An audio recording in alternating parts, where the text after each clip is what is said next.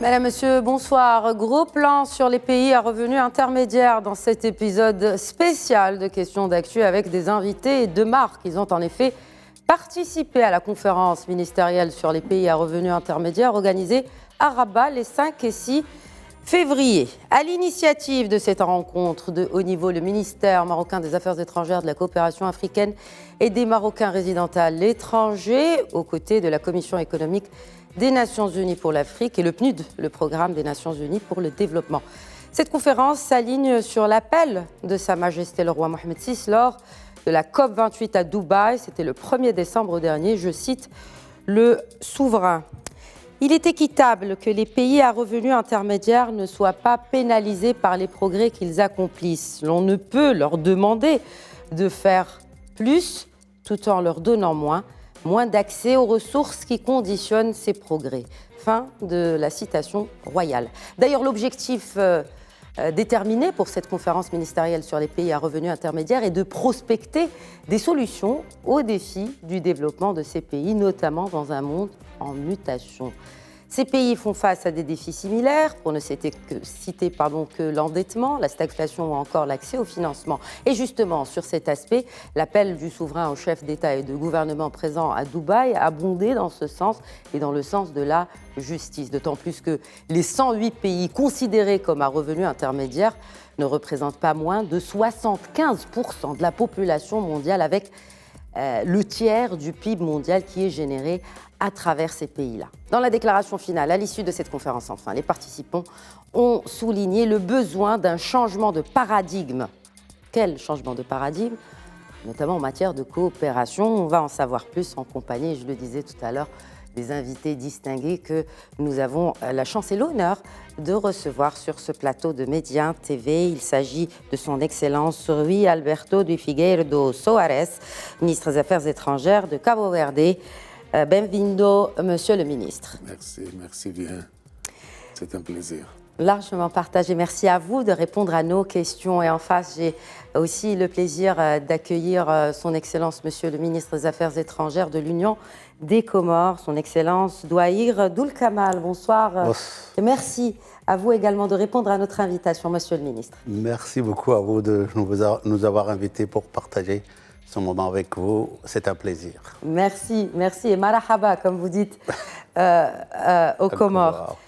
Alors, il s'agit bien évidemment de parler de ces pays à revenus intermédiaires. Selon la Banque mondiale, les pays à revenus intermédiaires, les PRI, sont définis comme ayant un revenu national brut par habitant compris entre $1086, c'est un peu le PIB par habitant pour un pays comme le Niger, par exemple, et $13 205, c'est un peu le PIB par habitant dans un pays comme le Vietnam. En tout cas, ces pays à revenus intermédiaires constituent un groupe diversifié en termes de taille, bien sûr, de population, de culture et surtout de niveau de revenus, notamment ce que je viens de citer. Qu'est-ce qui définit, selon vous, justement, un pays à revenus intermédiaires ? Est-ce que cette définition suffit, cette définition de la Banque mondiale, qui ne relate que le produit national brut par habitant, reflète finalement la réalité de ces pays-là, de par votre perspective, par exemple, au Cap-Vert, Monsieur le ministre Soares? Merci bien d'être ici pour cette émission qui est très importante. Nous sommes venus inviter, sous l'initiative de Sa Majesté royale, qui a, comme vous l'avez dit, lors de la COP, lancé cet appel aux pays à revenus intermédiaires. Il faut toujours souligner le besoin urgent que les pays à revenus intermédiaires, mon collègue ministre que je salue aussi du Comores et qui a la présidence de l'Union africaine, il faudra toujours souligner que malgré nos différences, il y a beaucoup d'aspects qui nous unissent en termes de défis au développement. Mais à part ces aspects qui sont communs, il faut aussi tenir compte des individualités. Vous avez ici des ministres d'Affaires étrangères qui s'occupent de pays, petits États insulaires en développement. Et nos caractéristiques, nos besoins sont un peu différents des autres pays qui sont dans les divers continents. Donc il y aura certainement une bataille commune à faire. Il y aura des appels urgents à faire à la communauté internationale. le facteur dont la Banque mondiale et les institutions financières tiennent compte pour la classification comme pays à revenu intermédiaire, c'est presque exclusivement le produit interne brut par habitant. Et il y a des situations très diversifiées même en cela, mais il y a aussi la différence des pays. Je viens de citer le cas du Cap-Vert et de l'Union des Comores. Ce sont deux petits États insulaires en développement qui ont des défis accrus par rapport à leur développement. Et c'est exactement ce que Sa Majesté royale a dit. Il ne faut pas punir ces pays. Le Cabo-Verde a fait un effort immense de bonne gouvernance, un effort immense d'attrait de l'investissement direct extérieur pour pouvoir garantir un développement meilleur. Et maintenant, c'est un cas de succès aussi pour la communauté internationale, pour les grands pays qui sont nos partenaires. Nous avons un partenariat spécial avec l'Union européenne. Nous risquons de ne pas pouvoir surmonter les défis qui continuent d'exister dans nos pays. Donc, il faut tenir compte de cette réalité des pays et dans la réalité des pays à revenus intermédiaires, certaines spécificités aussi, notamment des petits États insulaires en développement. Exactement, vous faites bien de préciser, Monsieur le ministre Suarez, que effectivement l'Union des Comores, comme le Cap-Vert que vous représentez, font face à des défis communs. Il faut dire que l'Afrique aussi a beaucoup, les 54 pays africains font face à des défis communs. Et justement, vous avez rappelé que le président comorien préside cette présidence tournante de l'Union africaine. Comment une telle conférence ministérielle organisée en terre africaine peut-elle porter cette voix de ces pays à revenus intermédiaires, notamment du continent, parce qu'il compte l'essentiel de ces pays à revenus intermédiaires? Comment, selon vous, cela peut déjà sortir les discussions du siège de l'ONU, parce que c'est là-bas où ont été votées plusieurs assemblées, mais le porter en terre africaine vers la communauté internationale? Son Excellence, Monsieur le ministre Doul Kamal. Merci beaucoup de nous avoir donné la parole pour partager nos points de vue sur cet appel pressant de Sa Majesté. Je pense que c'est un appel qui tombe à point nommé, puisque aujourd'hui, et nous allons parler de l'expérience que nous, dans la gestion de la présidence de l'Union africaine que nous portons aujourd'hui, les Comores, et vous dire que nous sommes dans un monde qui mute tous les jours. Et effectivement, la communauté internationale, les pays, beaucoup d'entre nous avons fait énormément d'efforts pour essayer de relever les développements de nos pays. Ces efforts, nous les voyons tous les jours. Si on est parti des PMA pour passer au PRI progressivement, ça veut dire que des pays comme les nôtres, dont l'accès au crédit est 9 fois plus cher qu'un pays normal, l'électrification est... Vous y connaissez quelque chose dans le côté, notamment par rapport aux pays africains, à peine 2%. Exact. Vous connaissez les difficultés que nous avons aujourd'hui sur le plan du désenclavement des infrastructures. Comment on parle aujourd'hui d'intégration africaine par rapport à la zone de libre-échange. Les échanges interafricains, vous savez, qui sont très moindres. L'accès au marché européen, l'accès au marché de la finance, tout ça est une difficulté qui est en face de nous. Et le dilemme pour l'Afrique en général, on parle des PRI, mais de l'Afrique en général, comment assurer un développement avec des difficultés, avec l'ensemble de ces difficultés, malgré les potentialités dont nous disposons aujourd'hui. Et je pense que l'appel de Sa Majesté est très salutaire. C'est de rappeler au reste du monde, vous demandez à tous ces pays de faire des efforts. Ils ont fait des efforts maintenant qu'ils sont arrivés à ce niveau-là. Est-ce qu'il faut les pénaliser? Pourquoi?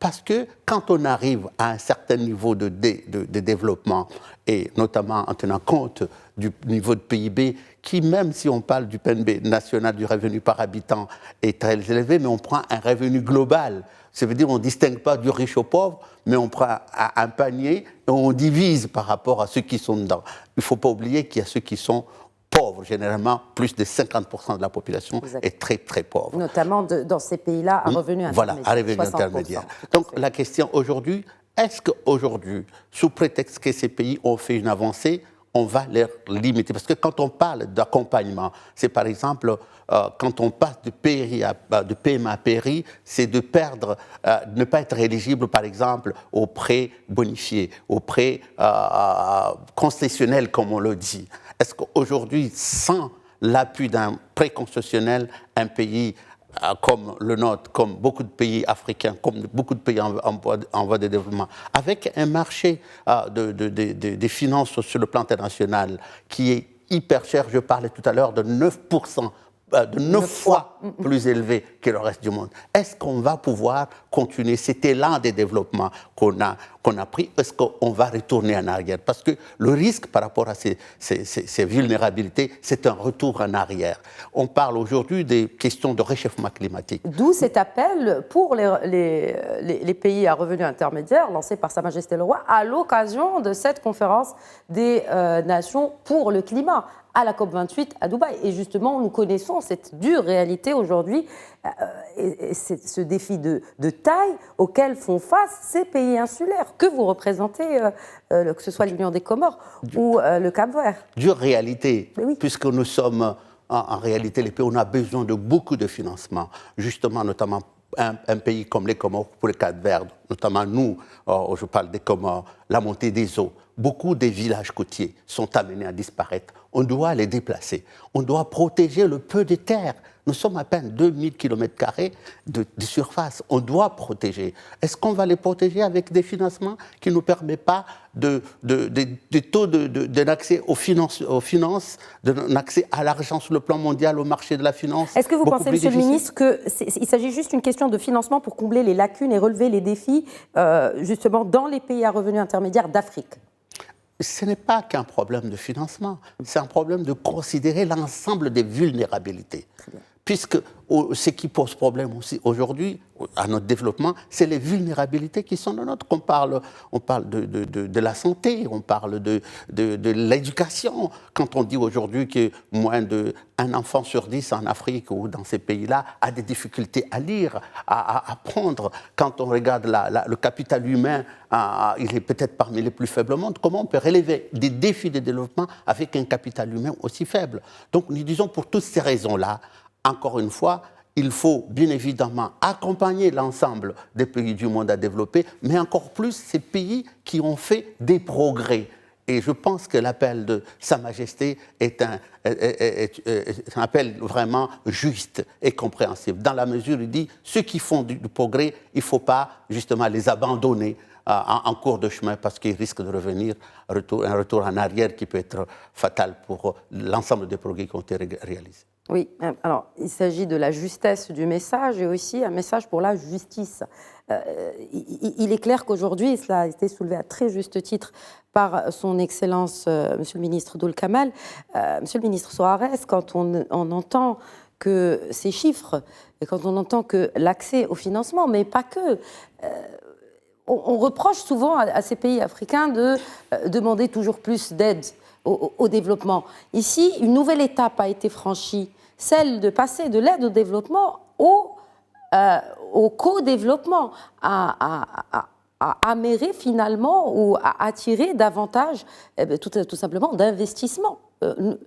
Est-ce que cette jonction, ou plutôt, je dirais, ce changement de paradigme est perçu de la même manière au sein du continent africain qu'à l'extérieur, selon vous?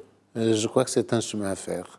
De plus en plus, les gens, nous tous, nos pays et tous les pays du monde se rendent compte qu'il faut changer de paradigme, en effet. Ce qu'on a fait, cette idée d'une aide au développement est tout à fait dépassée. Il faut dire que l'Afrique, nous parlons ici de l'Afrique, l'Afrique est l'un des continents les plus riches de la planète. L'Afrique a d'immenses potentialités, donc il faut ajouter le financement, l'investissement direct étranger. Il faut qu'ensemble, nous puissions profiter de toutes les conditions de développement qui s'offrent dans le monde. Et le grand problème en cela, c'est qu'il faut que tout le monde soit ensemble et que nous tous nous comprenions que c'est un défi commun pour la planète. C'est ce qui se passe par rapport à l'environnement, au climat.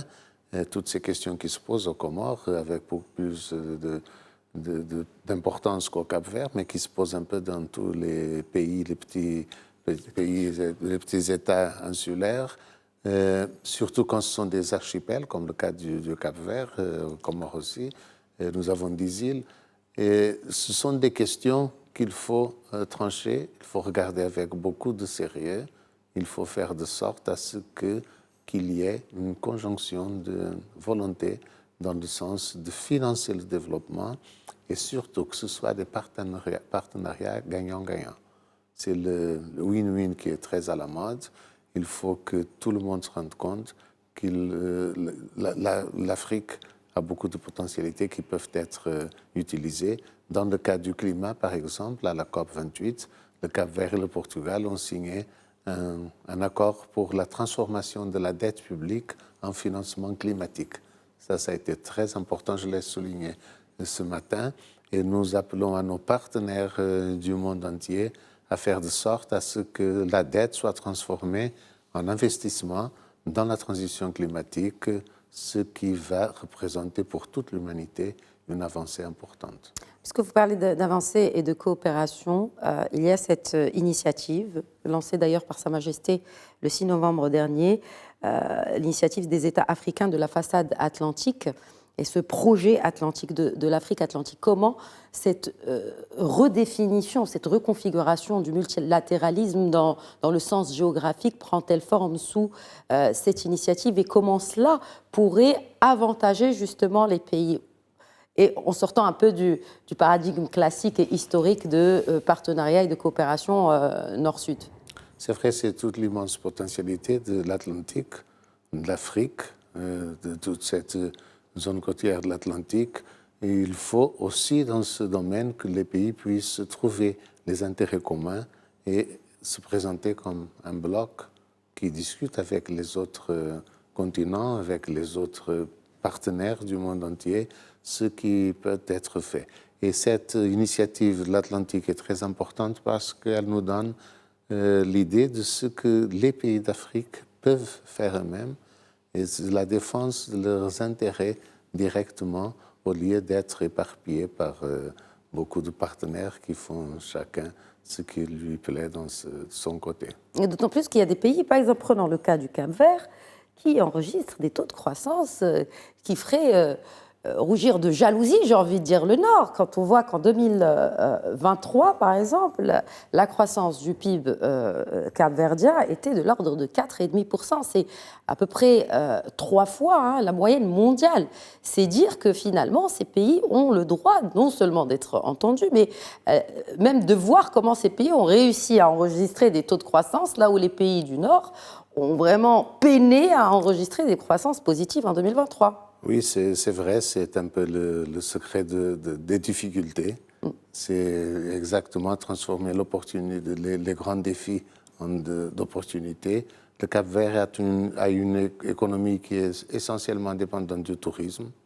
Le tourisme a été très atteint par la Covid-19, mais tout de suite après ça, on a pu regagner le flux touristique et la diversification aussi de notre économie, de notre tourisme en spécial, et les prévisions de la banque de l'FMI pour cette année est encore plus optimiste que ça. Ça veut dire qu'il y a des moyens de faire différemment dans tous nos pays. Et positionné comme cela a été rappelé justement dans la déclaration finale de cette conférence ministérielle pour des pays à revenus intermédiaires, de repositionner le groupe de ces pays comme une plateforme opérationnelle qui pèse dans la gouvernance économique mondiale. Et cela a été le cas aussi.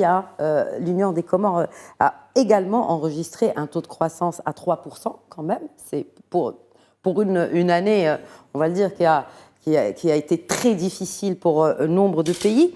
Mais la question qui se pose aussi, et cela a été aussi cité dans cette conférence, il s'agit de ces objectifs de développement durable des Nations Unies, Monsieur le ministre Abdul Kamal. Est-ce que vous pensez qu'un objectif, par exemple le premier, parlons du premier, pas de pauvreté, est-ce que vous pensez que ces objectifs sont finalement réalistes par rapport aux réalités qui nous sont propres en Afrique ? Vous savez, cette année, au moment de l'Assemblée des Nations Unies, à l'Assemblée générale, on a fait le constat de l'échec par rapport à la réalisation des ODD.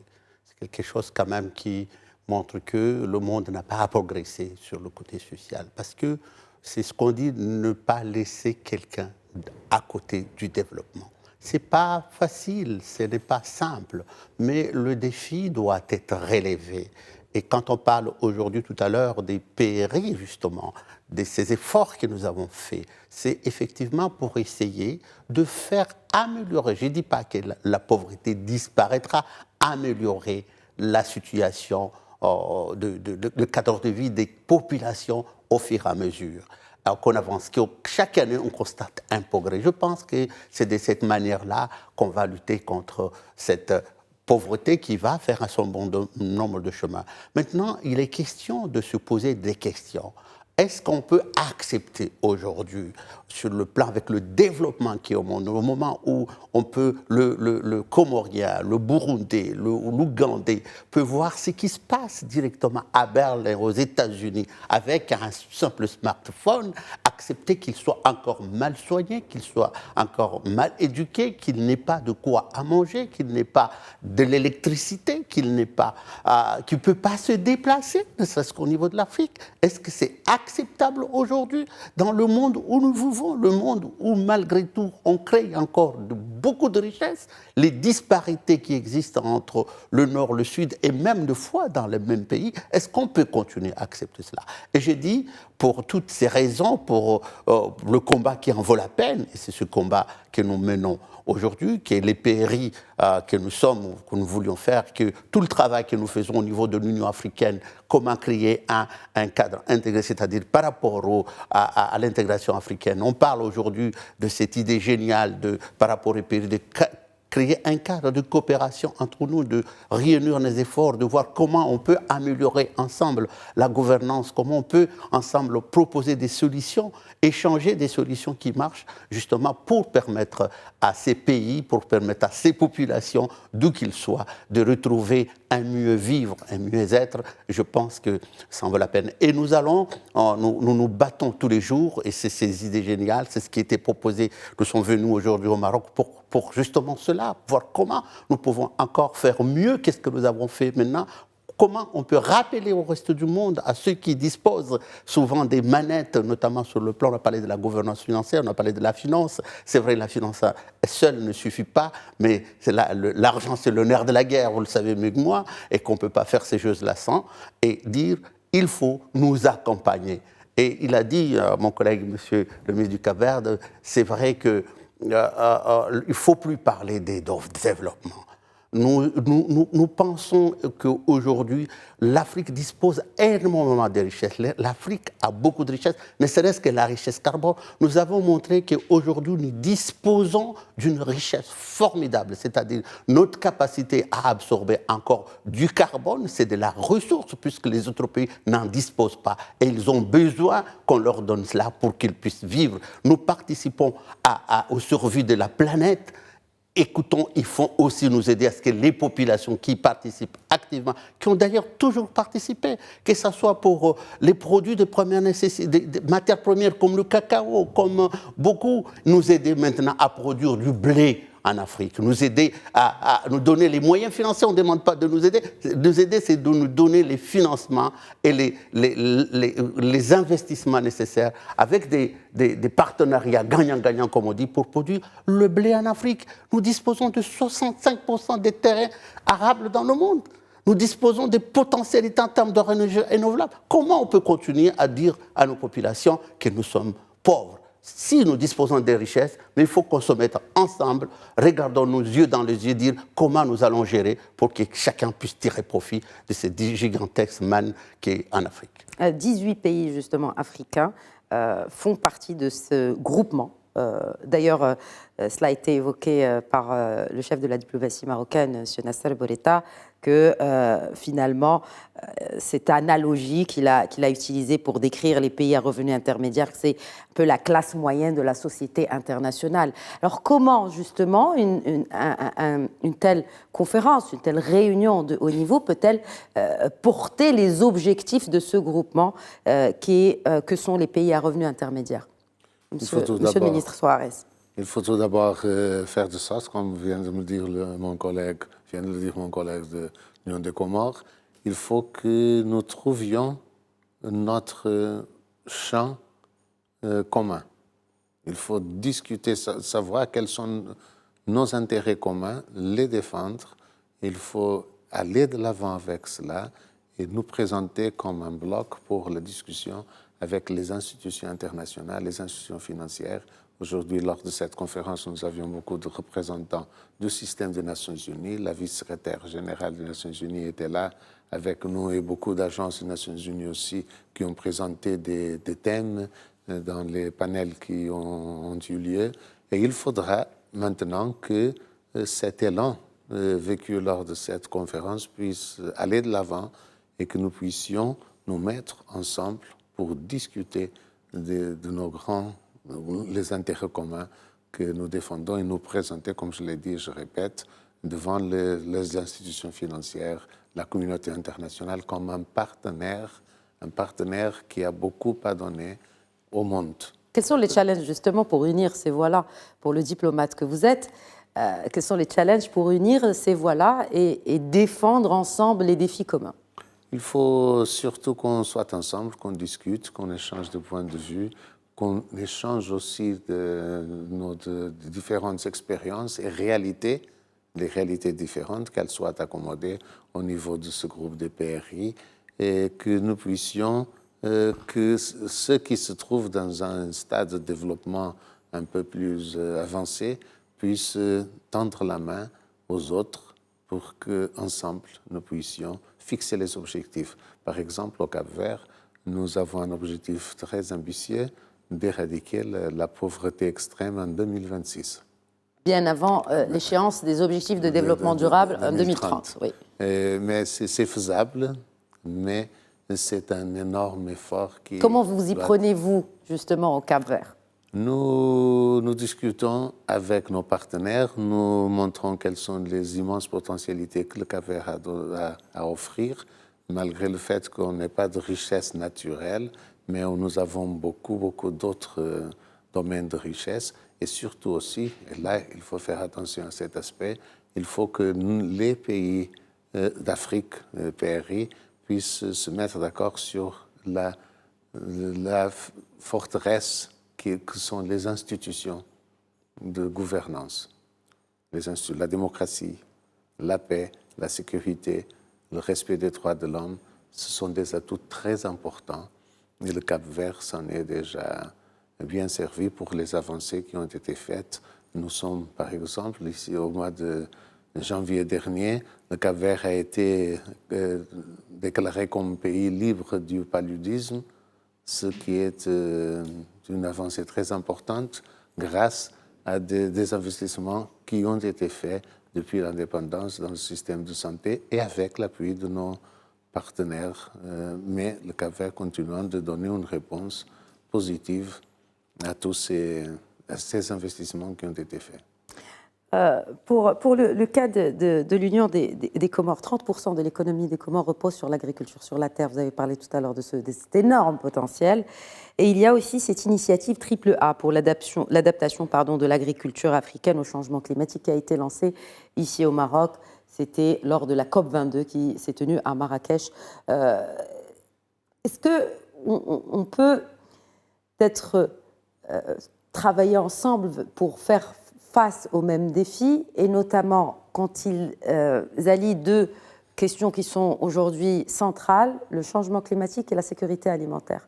Si oui, comment des initiatives telles que celle-ci peuvent être élargies à plusieurs pays afin d'atteindre ces deux objectifs-là, faire face au changement climatique et en même temps atteindre cet objectif de sécurité alimentaire? Tout à fait, de toute façon, nous n'avons pas le choix. Nous n'avons pas le choix, on est obligé de concilier ces deux impératifs, parce que sans l'un, l'autre n'existe pas. Si on n'a pas un bon climat, si on n'a pas, de toute façon, on disparaîtra si on ne fait rien pour le climat. Et si on ne travaille pas de l'autre côté pour la sécurité alimentaire, il n'y aura pas de gens pour... Je pense que c'est lié. Nous, je pense qu'on est un pays, un petit État. notre zone économique est pratiquement 170 fois plus grande que la terre cultivable. Donc on se doit de travailler avec beaucoup de rationalité. On est tourné beaucoup plus vers l'économie bleue.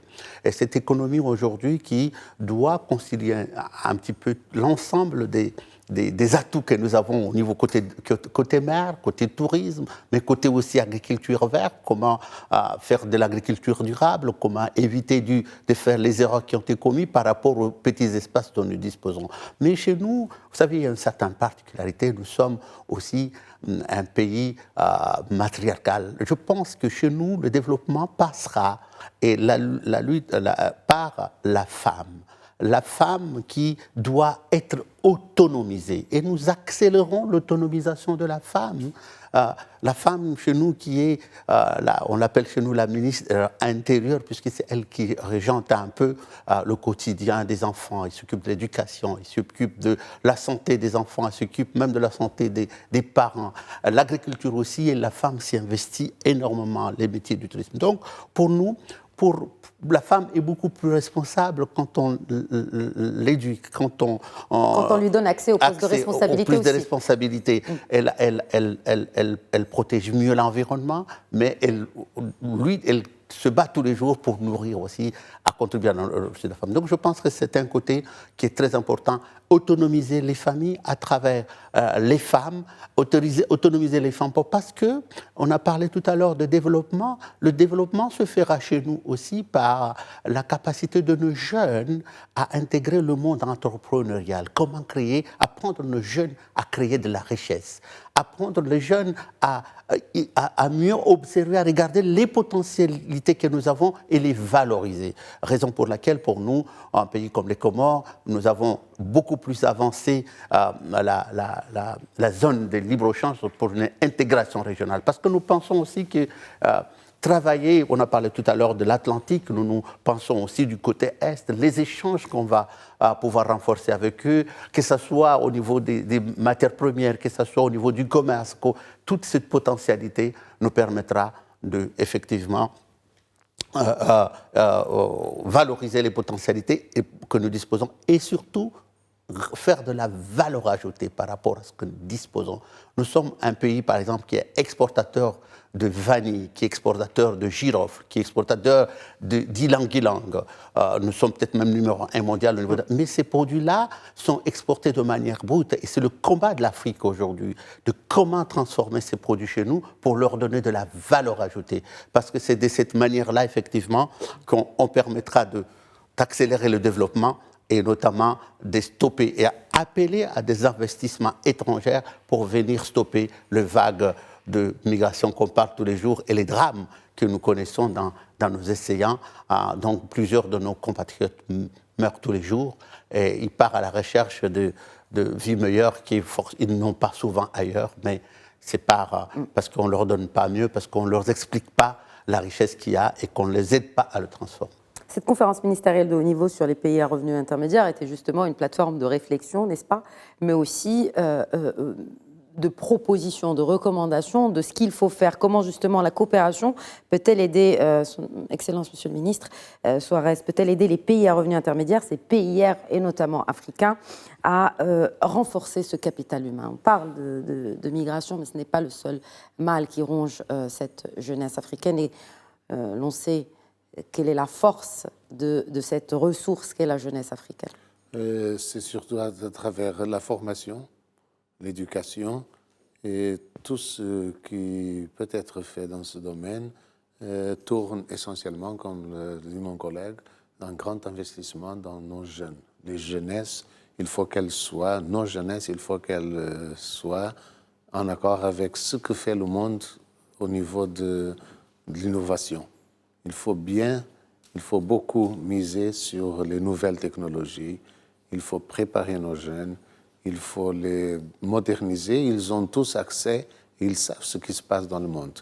Donc il faut maintenant faire le pas décisif, leur donner les outils nécessaires pour qu'ils puissent innover, parce qu'il y a une grande capacité aussi d'innovation en Afrique, et ça passera essentiellement par notre jeunesse, et la jeunesse pour qu'elles puissent le faire, c'est la formation professionnelle, l'éducation en ce sens, et la recherche aussi au niveau universitaire pour que la jeunesse africaine puisse être à mesure de répondre à ce grand défi du développement des PRI africains et de toute l'Afrique. Et comment justement le partenariat, prenons par exemple l'exemple, prenons le cas du Maroc avec le Cap-Vert, comment la coopération peut-elle abonder dans ce sens en sachant que plusieurs accords ont été signés l'année dernière, en mai de l'année dernière.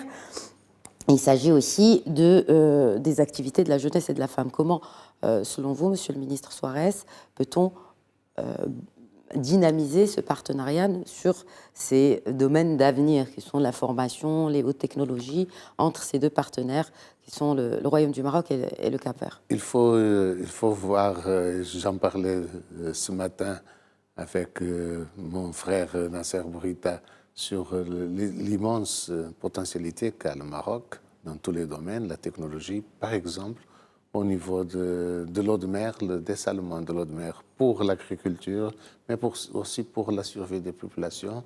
Il faudra que nous puissions partager cette connaissance, cette technologie et cette grande expérience qu'a le Maroc dans plusieurs domaines. Nous avons déjà beaucoup d'étudiants capverdiens qui sont venus se former ici au Maroc, qui continuent de le faire, mais il faudra exploiter davantage d'autres domaines de formation, par exemple dans le tourisme aussi, et dans les nouvelles technologies pour que cette coopération soit forte et produise des fruits.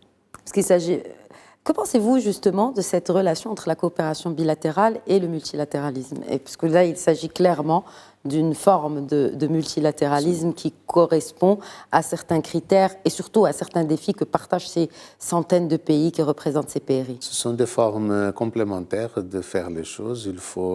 L'une va potentier, donner beaucoup plus de grandeur et de substance à l'autre. Le multilatéralisme est très important. Il faut qu'on trouve des pays qui ont des problèmes identiques et qu'on puisse leur faire face ensemble. Mais il faut aussi qu'au niveau bilatéral, dépendant du niveau des besoins de chacun des pays, nous puissions trouver les opportunités pour renforcer la coopération. Et quelles sont justement les opportunités? L'Union des Comores, et j'ai le plaisir de poser aussi la question au président il y a quelques mois à Tanger sur les moyens de renforcer ce partenariat. C'est un partenariat déjà existant et qui est existant sur des bases solides. Des bases très solides. Le partenariat entre le Maroc et les Comores, c'est un partenariat solide. On le dit tous les jours on le vit à travers diverses formes, sur divers espaces, divers contextes.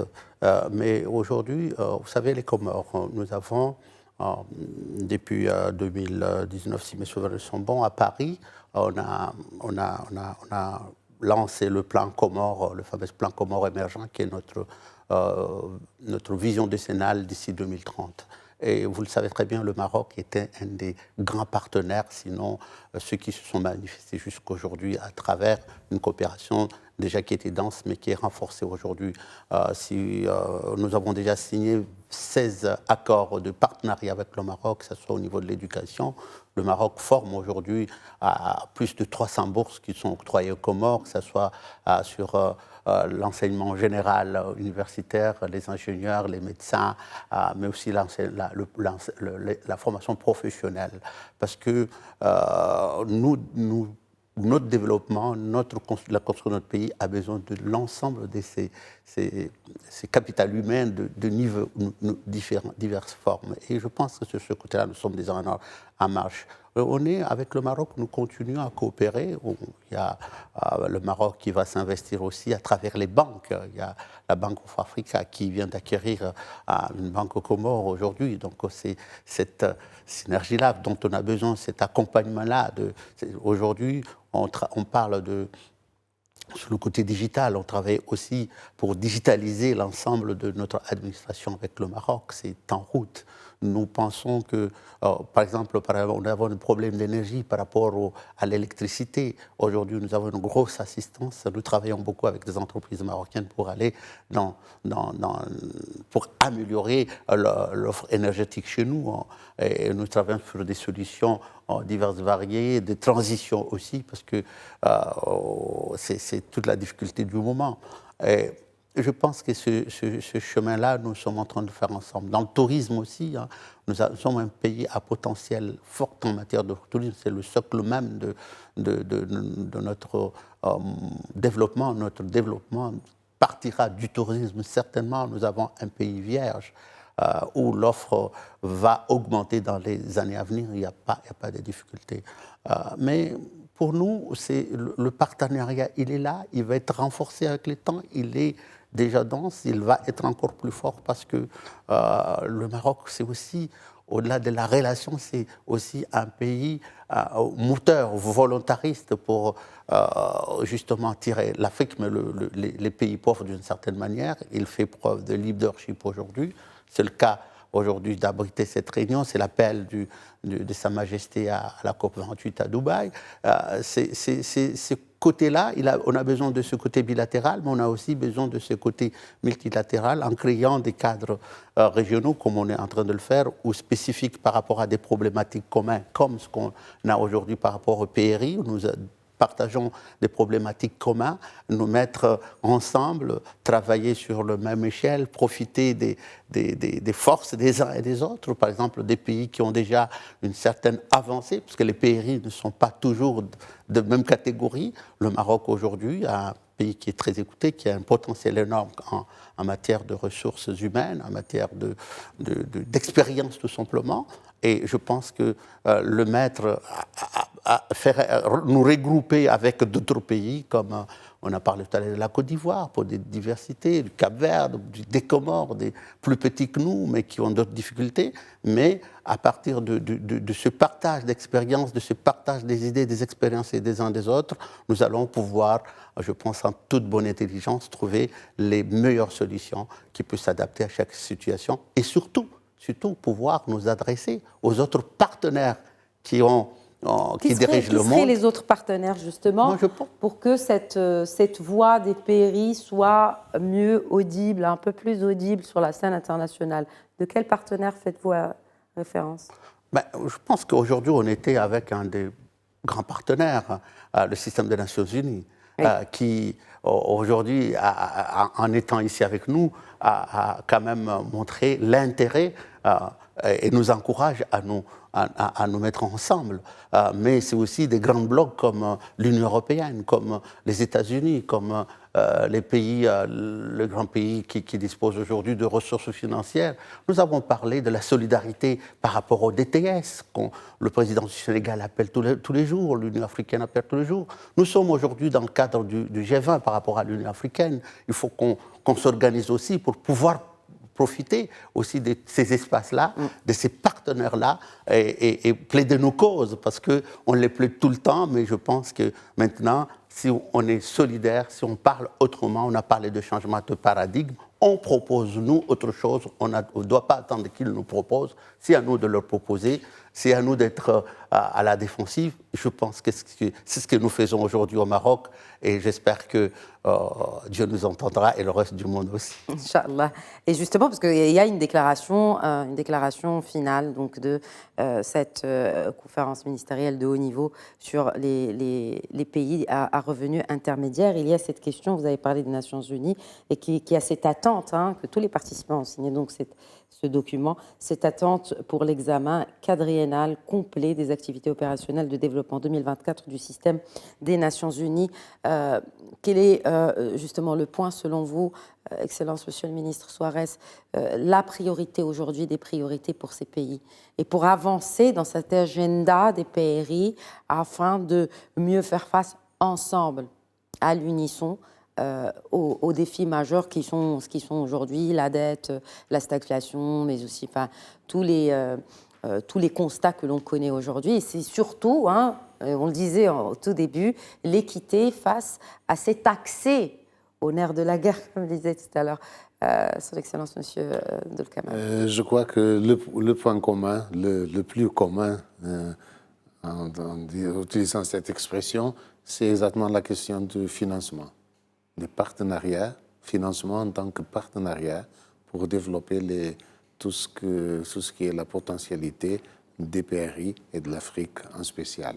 Il y a une deuxième question qui est à voir dans le cadre du financement, la question de l'index multidimensionnel de vulnérabilité qui est propre aux petits États insulaires en développement, dont il faut tenir compte et qui est en train d'être discuté et espérons qu'il soit approuvé au niveau du système des Nations Unies. Et le chapeau de tout ce nouveau chemin à faire, c'est exactement le partenariat, découvrir le partenariat gagnant-gagnant, nommément au niveau des grands défis que nous avons dans la question du climat. Est-ce que la vision, est-ce que justement ce partenariat gagnant-gagnant, cette coopération sud-sud telle que tracée, dessinée, appliquée grâce à la vision de Sa Majesté le Roi Mohammed VI, est-ce qu'elle peut être déclinée sur beaucoup d'autres priorités du moment? J'ai parlé de quelques initiatives un peu plus tôt. Est-ce qu'elle peut être déclinée selon vous? Si oui, comment? Oui, il y a certainement des domaines, des secteurs où nous pouvons dans lesquels nous pouvons donner substance à ce partenariat gagnant-gagnant, au niveau des énergies renouvelables, par exemple, au niveau de nouvelles formes d'agriculture, au niveau des richesses, la transformation locale des richesses dont dispose l'Afrique. Il y a beaucoup de secteurs et tous les pays d'Afrique, en spécial de PRI, ont des choses à offrir. Au niveau du tourisme, mon collègue parlait tout à l'heure de l'Union des Comores comme un territoire vierge, pratiquement pour cela. Il y a des choses immenses qui peuvent être déclinées, dont peut être décliné ce partenariat gagnant-gagnant. Je me tourne vers M. Abdel Kamal, donc représentant de l'Union des Comores. Il y a eu tout récemment la réélection de son Excellence le Président Assoumani à la tête donc, de l'Union des Comores. Est-ce que ce sera dans la continuité, pas seulement en termes de partenariat, mais aussi dans la continuité pour atteindre les objectifs de développement pour votre pays? Tout à fait, ce sera dans la continuité. Et le président Azali Assoumani, Son Excellence, ne s'est pas représenté dans des élections pour être que président comme ça. C'est par rapport à l'élan qui a été lancé aux Comores depuis pratiquement 8 ans. Lancer les Comores dans l'émergence, la voie de l'émergence, cette voie, sortir les Comores de la pauvreté. Et le président l'a démontré, avec tout le gouvernement, cette envie des Comores de hisser à ce pays encore un peu plus qu'il est, à travers aujourd'hui la présidence de l'Union africaine, dont nous essayons encore, je pense qu'à partir du mois de février, bientôt le 18, on va transmettre le flambeau je crois, entendre à la Mauritanie, Inch'Allah. Et c'est de montrer que nous ne devons pas arrêter ce processus. Et justement, tout à l'heure, on a dit pourquoi on est là, c'est pour ne pas discuter de manière à ce que les efforts qui ont été réalisés jusqu'aujourd'hui ne tombent pas à l'eau, qu'on ne régresse pas. Et je pense que le président Azali Assoumani s'est engagé dans un autre mandat pour que les Comores continuent à progresser. Et nous avons fait un travail formidable avec nos partenaires. Je parlais tout à l'heure du Maroc, je parle de la France dans le cadre du plan de coopération qu'on a en France de plus de 150 millions d'euros. Je parle de la Banque mondiale, je pense des programmes qu'on a signés avec les FMI. Tous nos partenaires aujourd'hui sont d'accord pour dire que les Comores ont fait énormément de progrès. Et d'ailleurs, souvent, j'ai tendance à dire à nos populations, et comparaison, c'est sa peur de bonheur. Parce que quand on regarde le chemin parcouru depuis pratiquement 8 ans jusqu'à là où nous sommes aujourd'hui, on pourrait dire bravo, mais on n'a pas le droit de se dire bravo et croiser les mains parce que le chemin est long. Le chemin est long pour atteindre cet objectif, pour pouvoir justement permettre à tous les Comoriens, les jeunes, d'accéder à une éducation de qualité et former tous les Comoriens pour quand ils sortent de l'éducation, ils puissent avoir un travail. Et surtout, les apprendre à créer de la richesse et valoriser tout ce que nous avons comme potentiel. Parce que le défi, c'est aussi de dire au reste du monde que vous avez tout le temps dit l'Afrique est pauvre. L'Afrique n'est pas pauvre. L'Afrique dispose de richesses. Et aujourd'hui, l'Afrique a pris conscience qu'il n'est pas pauvre, il veut juste avoir des partenaires qui le considèrent à sa juste valeur. Et cette juste valeur, c'est que nous disposons toutes ces matières premières. Nous avons juste besoin que eux, ils nous apportent ce que eux, ils ont de plus que nous. Parce qu'ils ont certainement quelque chose de plus que nous, comme nous avons quelque chose de plus que eux. Comment ensemble construire cette entreprise, cette production mondiale, et qui peuvent aussi profiter aux jeunes Africains, pour que les jeunes Africains restent jeunes, pour que l'Afrique brille. Quand on part avec des avions en haut, on voit aussi la lumière dans certains pays d'Afrique, même si ça doit rester peut-être du solaire pour respecter l'environnement.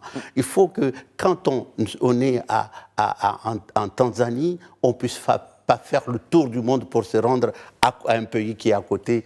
C'est pas acceptable. Aujourd'hui, quand tu veux aller en Tanzanie, en Namibie, le pays qui est à côté, par exemple le Malawi, tu es obligé de faire le tour, monter, redescendre alors que tu es à 2 heures. C'est ces choses-là qu'on peut dire.